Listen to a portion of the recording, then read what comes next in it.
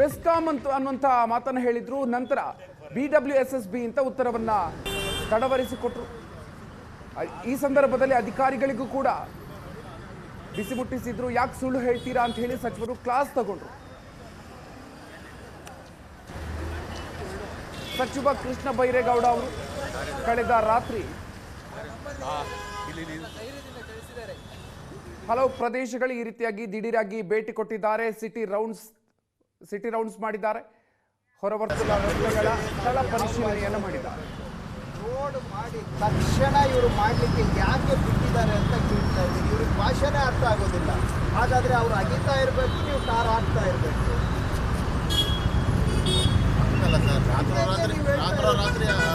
ನೀವು ಇರೋದೇನಕ್ಕೆ ಹಂಗಾದ್ರೆ ರಾತ್ರೋರಾತ್ರಿ ಹಾಕ್ತಿದಾರ. ಈಗ JCB ತರಿಸಿ ಅದು ಕಿತ್ತಾಕ್ತಿದ್ದಾರೆ. ಈ ಕಿತ್ತಾಕಿ ಮಾಡಿ ತರಿಸಿ. ಹಾಗಾದ್ರೆ ನೀವು ಇದರಲ್ಲಿ ಸ್ವಾಮಿ ಹೇಳೋದು ಕೇಳಿಸ್ಕೊಳ್ಳಿ. ನಿಮ್ಮದು ಪಾರ್ಟ್ನರ್ಶಿಪ್ ಇಲ್ಲ ಅಂದರೆ JCB ತರಿಸಿ ಸುಟ್ಟಾಕಿ. ನಾನು ಮುಂದೆ ಕಿತ್ತಾಕ್ಸಿ. ಸುಮ್ಮನೆ ಯಾರಿಗೆ ಹೇಳಿ ಎಲ್ಲಿ ಬೆಸ್ಕಾಂ ಅವರು ಎಲ್ರಿ? It is not BESCOM.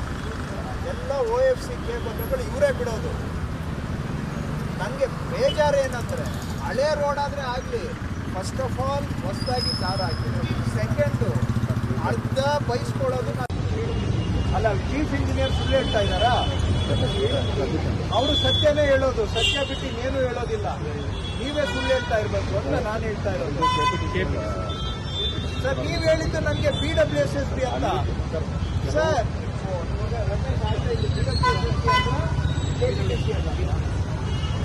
ನನಗೆ ಹಂಗ ಅವ್ರು ಹೇಳ್ತಾ ಇದ್ದಾರೆ. ನನಗೆ ಸ್ವಲ್ಪ ನನಗೆ ಬುದ್ಧಿ ಪ್ರಮಾಣ ಆಗಿದೆ. ಫಾಸ್ಟ್ ಆಗಿ ರಸ್ತೆಗಳ ಗುಣಮಟ್ಟ ಪರಿಶೀಲನೆಯ ಬಳಿಕ ಸಚಿವ ಕೃಷ್ಣ ಬೈರೇಗೌಡ ಅವರು ರಿಯಾಕ್ಷನ್ ಕೊಟ್ಟಿದ್ದಾರೆ. ಔಟರ್ ರಿಂಗ್ ರೋಡ್ ಅಭಿವೃದ್ಧಿಗೆ CM 400 ಕೋಟಿ ರೂಪಾಯಿ ಕೊಟ್ಟಿದ್ದಾರೆ.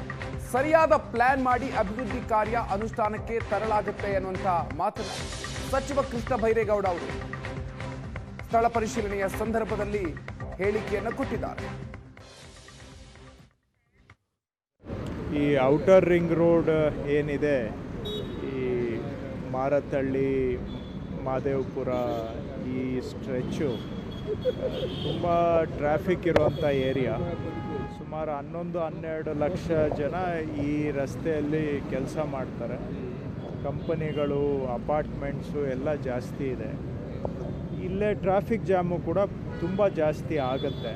ಹಾಗಾಗಿ ಈ ರೋಡನ್ನು ಮಾನ್ಯ ಮುಖ್ಯಮಂತ್ರಿಗಳು ಒಂದು 400-450 ಕೋಟಿ ಖರ್ಚಾದರೂ ಪರವಾಗಿಲ್ಲ, ಇದನ್ನು ಸ್ವಲ್ಪ ರೀಡೆವಲಪ್ ಮಾಡಬೇಕು ಅಂತ ಇಚ್ಛೆ ಹೊಂದಿದ್ದಾರೆ.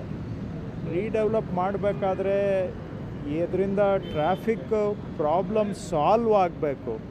ದುಡ್ಡು ಖರ್ಚಾಗಿ ಸೊಲ್ಯೂಷನ್ ಆಗಲಿಲ್ಲ ಅಂತ ಹೇಳಿದ್ರೆ ಅದು ಸಾರ್ಥಕ ಆಗೋದಿಲ್ಲ. ಅದಕ್ಕಾಗಿ ರಸ್ತೆಯಲ್ಲಿ ಏನೇನು ಸಮಸ್ಯೆ ಇದೆ ಅನ್ನೋದನ್ನು ಸ್ವಲ್ಪ ಕಣ್ಣಾರೆ ನೋಡಬೇಕು. ಅದರ ಆಧಾರದ ಮೇಲೆ ರೋಡ್ ಡಿಸೈನನ್ನು ಸ್ವಲ್ಪ ಇಂಪ್ರೂವ್ ಮಾಡಬೇಕು ಅಂತ ನೋಡಲಿಕ್ಕೆ ಬಂದಿದ್ದೇವೆ. ತುಂಬ ಟರ್ನಿಂಗ್ ಟ್ರಾಫಿಕ್ಕು ಈ ರೀತಿಯಾಗಿ ಭಾಳ ಜಟಿಲವಾಗಿರ್ತಕ್ಕಂಥದ್ದು. ಬಟ್ ಅಟ್ಲೀಸ್ಟ್ ಕಣ್ಣಾರೆ ನಾವು ನೋಡಿದ್ರಿಂದ ಸ್ವಲ್ಪ ನಮಗೂ ಒಂದು ಅಂಡರ್ಸ್ಟ್ಯಾಂಡಿಂಗ್ ಅರ್ಥ ಆಗುತ್ತೆ.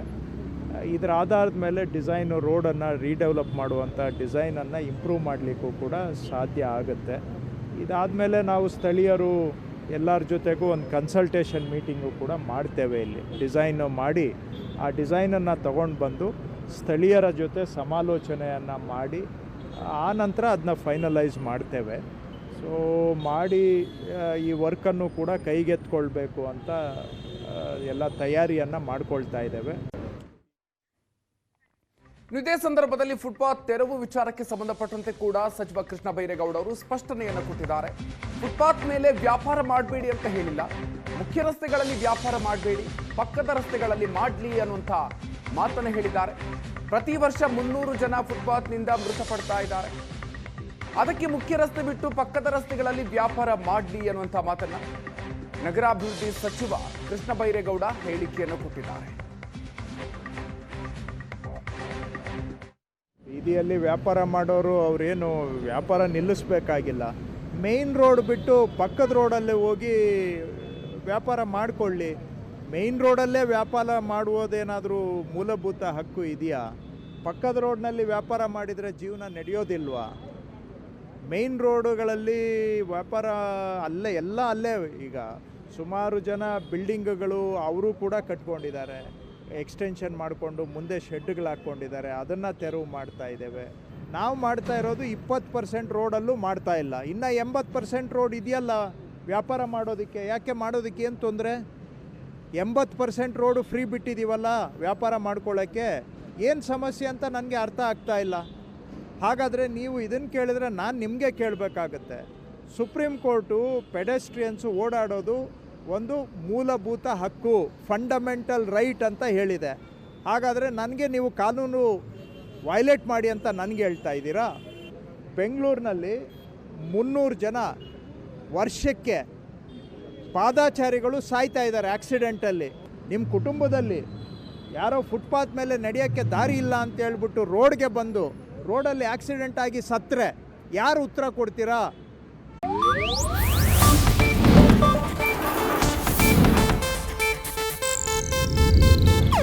ಇದು ಏಷ್ಯಾನೆಟ್ ನ್ಯೂಸ್ ನೆಟ್ವರ್ಕ್ ಪ್ರಸ್ತುತಿ.